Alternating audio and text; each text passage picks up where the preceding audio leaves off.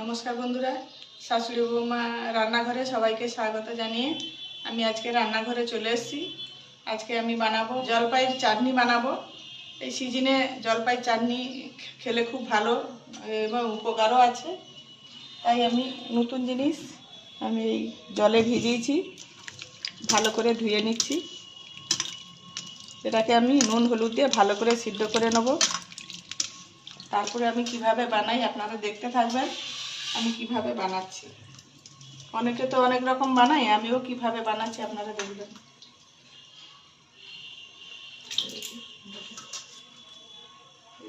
ছবিটা দেখাচ্ছে,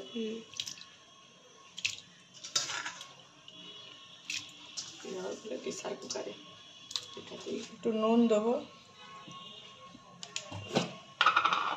আর হলুদ একটু দিয়ে ভালো করে সিদ্ধ করে নেব। 5 মিনিট আমি ঢাকনাটা দিয়ে দেবো। দেখুন বন্ধুরা, এই যে সিদ্ধ করে নিয়েছি, সুন্দর সিদ্ধ হয়ে গেছে। এবার আমি এটাকে ভালো করে এটা দিয়ে থেঁচে নেব।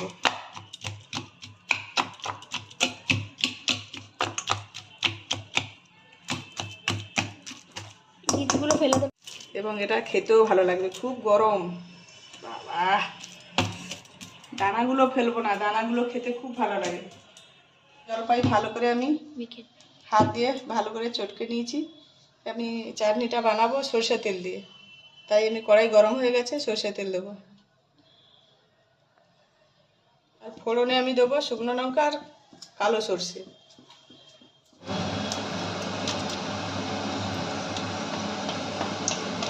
এবার আমি সরষে ফোড়নটা দিয়ে দেবো।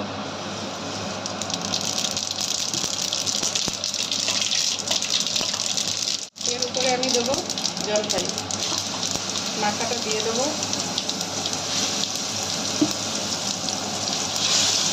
অনেকটাই হয়েছে।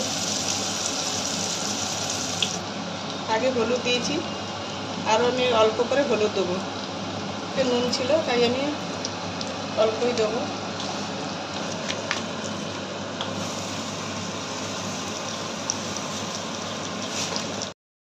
চিনিটা দিয়ে ভালো করে নেড়ে নেব।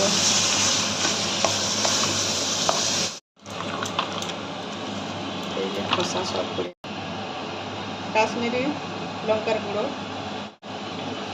টমাটোমে সস দেবো।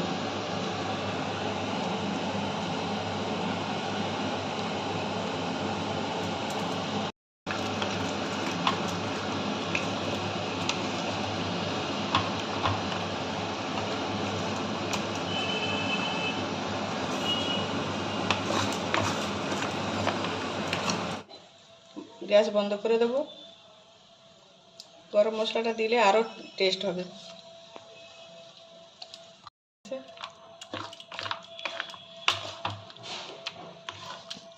দানাগুলো হেভি খেতে। এই হয়ে গেছে, এবার আমি ঢেলে নেব। ছোট বন্ধুরা, জলপাইয়ের চাটনি আমার বানানো হয়ে গেছে। যদি ভালো লাগে সাবস্ক্রাইব করে কমেন্ট করে পাশে থাকবে।